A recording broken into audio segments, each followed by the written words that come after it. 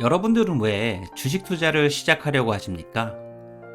그렇다면 주식 투자를 하려는 시드머니는 어떻게 준비하셨나요? 우리가 주식 투자를 하려는 이유는 당연히 돈을 벌고 싶기 때문입니다. 처음엔 호기심이나 경험, 배운다는 생각으로 시작했어도 결국은 높은 수익률에 대한 욕심과 기대 때문에 주식을 계속하게 됩니다. 누군가는 투자금의 2배 이상을 벌고 싶고 또 다른 누군가는 은행 이자율보다 높은 수익률을 기대하죠. 사람마다 기대하는 수익률은 전혀 다릅니다. 그리고 자신의 기대 수익률에 맞게 투자를 하게 되죠.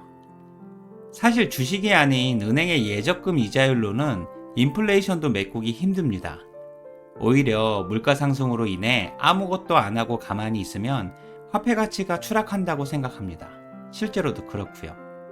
그러니 우리는 무조건 투자를 해야 합니다. 안 하면 오히려 손해죠. 하지만 그것도 잘해야만 합니다. 그래서 말도 안 되는 잃지 않는 투자가 무엇보다 중요합니다. 게다가 이미 아파트 가격은 하늘 끝에 있고 그곳에 올라가려면 걸어서가 아니라 고속 엘리베이터가 필요하다고 느껴집니다. 세상은 양극화로 빈부격차가 점점 커진다고 하지만 저의 현실은 너무 확실하게 이미 커져 있다고 느껴집니다. 그래서 코인보다는 덜 위험하고 은행보다는 수익률이 좋다고 하는 주식 투자를 하고 있습니다. 솔직히 부동산 투자는 잘 모르기도 하고 사기도 많아 무섭기도 하며 무엇보다 큰 돈이 필요합니다. 그래서 아직은 접근이 어렵습니다. 어쨌든 주식 투자를 하기로 결심한 이상 이익을 작게 볼 수는 있어도 손해를 봐서는 절대 안 됩니다. 하지만 이 또한 뜻대로 되지는 않죠. 개인적으로 주식 투자를 시작하려는 모든 직장인에게 해주고 싶은 이야기가 있습니다. 우선 지수를 이길 수 있는 종목은 없다는 사실입니다. 물론 작전주나 매우 작은 소형주는 예외죠. 우량주에 투자하신다면 무엇보다 세상의 흐름을 잘 읽어야 합니다. 주가가 지수와 같이 움직이니까요. 그러니 유가나 환율, 금리나 전쟁 등의 이슈에 대해서 지속적인 관심을 가져야 합니다. 당연히 세상살이와 상식에 도움도 되고요. 그리고 행운은 가끔 혼자 오지만 불운은 의외로 자주 함께 옵니다. 호사다마라는 말처럼 말이죠. 그래서 항상 조심해야 합니다. 주가가 지금이 바닥처럼 보여도 실제 바닥은 어디까지인지 아무도 모르고 당신이 들어오기만을 기다리고 있는지도 모릅니다.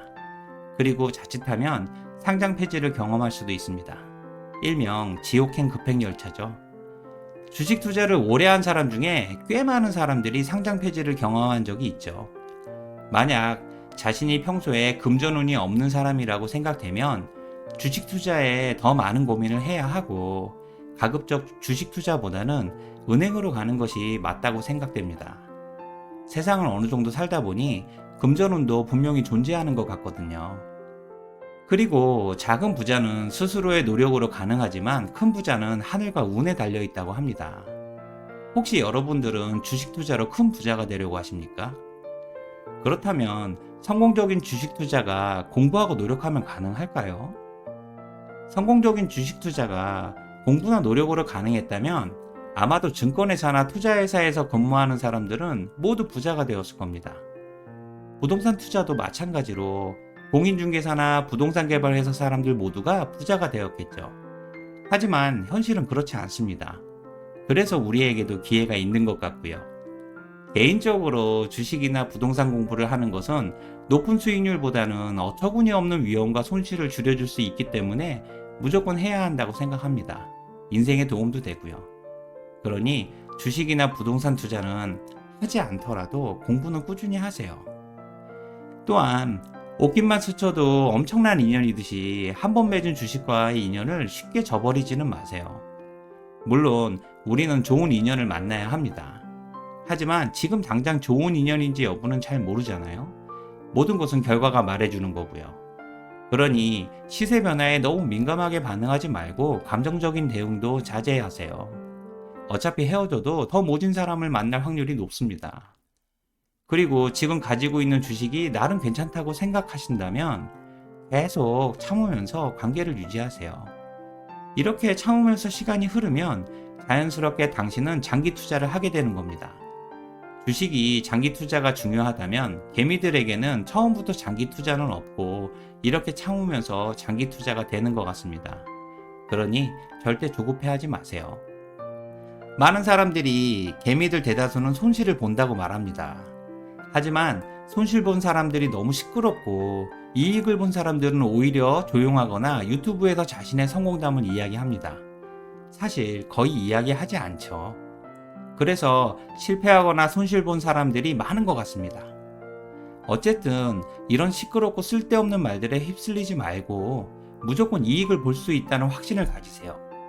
개미들의 투자는 무조건 자신을 믿어야 합니다.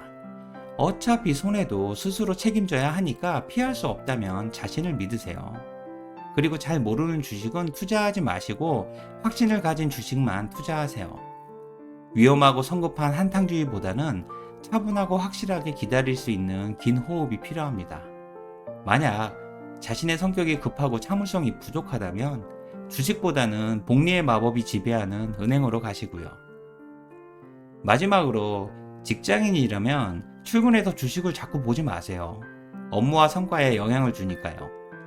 하한가나 상장 폐지를 맞으면 얼굴에 금방 표시가 납니다.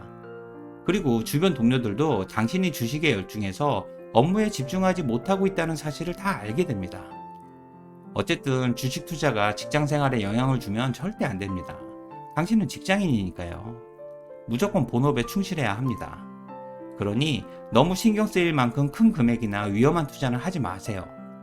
주식 투자는 그냥 가볍게 용돈 정도 번다는 생각으로 욕심 없이 하는 것이 가장 바람직합니다. 적어도 여러분들은 큰 욕심 내지 말고 재미있게 주식 투자를 할 수 있으면 좋겠습니다.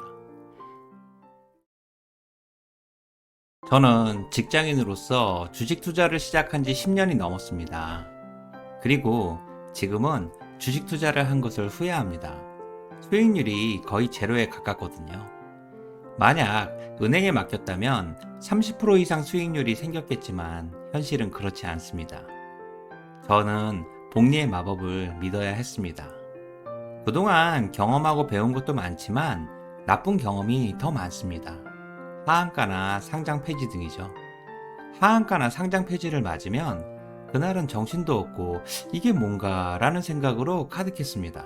솔직히 짜증도 많이 났고요. 그래도 한편으로는 다행이라고 생각합니다. 아직까지는 손실이 아니니까요. 저는 3%의 예금이자율보다는 배당률과 우상향한다는 주가를 믿고 싶었고 더 높은 이익률에 대한 욕심으로 주식을 시작했습니다. 물론 지금도 마찬가지고요. 하지만 분명 사자의 심장으로 시작했는데 지금은 점점 새가슴이 되어갑니다. 개인적으로 직장생활 동안 10년 넘게 주식 투자를 하면서 뼈저리게 느낀 점들이 많습니다. 우선 첫 번째로 아무리 손실을 봤어도 확실하거나 매력적인 주식을 찾을 수가 없다면 그냥 보유하는 것이 좋다는 사실입니다. 손해본 주식을 팔고 다른 주식을 사면 그냥 비용만 생기고 손해가 더 커지는 경우가 많았습니다. 게다가 팔았던 주식이 급등하기도 하고요. 이렇게 되면 혈압이 2배로 오릅니다. 물론 옮겨 탄 주식이 오르면 다행이죠. 하지만 이때도 그 전의 주식보다 더 올라야 합니다. 그래서 경험적 확률로 보면 그냥 가만히 있는 것이 남는 것이라고 생각합니다. 하지만 욕심과 짜증 때문에 이게 잘 안 되죠. 가끔은 부하 직원이나 주변 동료들에게 괜한 짜증을 내기도 하고요. 아직 인격 소양이 부족하다고 느껴집니다. 주식 투자를 하면서 뼈저리게 느낀 점 두 번째는 위험한 투자는 수익률이 높은 것이 아니라 손해볼 가능성이 더 높다는 사실입니다. 물론 작전주나 동전주로 성공적인 투자를 하는 사람도 있습니다. 하지만 제 주변에는 거의 없었습니다. 개인적인 투자 경험으로는 작은 주식의 위험과 수익은 정비례하지 않고 오히려 반비례했습니다. 하한가나 상장 폐지 모두 위험한 투자에서 발생했고요. 그래서 저에겐 주식 투자의 위기는 기회가 아니라 제도적 기회의 상실이었고 코리아 디스카운트는 제 투자금이 디스카운트 되었다는 의미였습니다. 그러니 가급적 위험한 투자는 하지 마시고 하더라도 소액만 하세요. 정신건강에 좋지 않습니다. 그래서 저는 만약 위험한 투자를 통해 2배를 벌고 싶다면 다 잃을 각오도 동시에 합니다. 무조건 이익을 봐야 한다는 강박에서도 벗어나려고 노력하고요. 현재 1,000원 하는 주식이 3,000원 정도 될 것 같거나 아니면 상장 폐지가 될 수도 있다면 기대값이 1,500원이니까 소액을 투자해 봅니다. 하지만 투자할 때는 확률이 50%라고 생각했는데 경험적으로는 손해볼 확률이 80% 정도 되는 것 같습니다. 이렇게 여러 번 손실을 경험하면서 저는 우량주가 답이라는 확신이 생겼습니다. 그러니 위험한 투자는 가급적 하지 마세요. 주식 투자를 하면서 뼈저리게 느낀 점 세 번째는 주식 투자를 하려는 투자금의 생김새가 모두 다르다는 사실입니다. 같은 돈이라도 그 안에 들어있는 감정이 모두 다릅니다.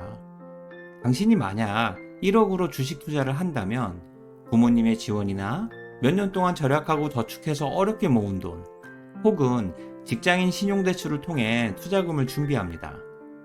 이 세 가지 투자금은 금액은 같아도 위험과 시간을 견디는 힘이나 기대 수익률이 모두 다릅니다. 우선 손실을 견디는 힘이 가장 큰 것은 부모님의 지원이고요. 위험하고 도전적인 투자도 가능합니다. 그리고 손실을 견디는 힘이 가장 약한 것은 신용대출이고요. 대출 이자 때문이라도 위험하지만 기대 수익률이 높은 투자를 하게 됩니다. 개인적으로 대출을 받아 삼성전자에 투자한 사람을 본 적이 없습니다. 안타깝게도 직장인이 가장 많이 사용하는 투자금은 힘들게 절약하고 저축해서 모은 돈입니다. 당연히 무엇보다 귀하고 소중하죠. 이 돈은 그동안 모으는 과정에서 시간과 열정, 마음고생 등 많은 감정이 담겨 있죠. 그러니 절대로 손실을 보면 안 됩니다. 잃지 않는 투자가 가장 중요하죠. 그래서 주식 투자도 가장 안정적이고 위험이 적은 투자를 하게 됩니다. 물론 시간을 견디는 힘은 꽤 강합니다.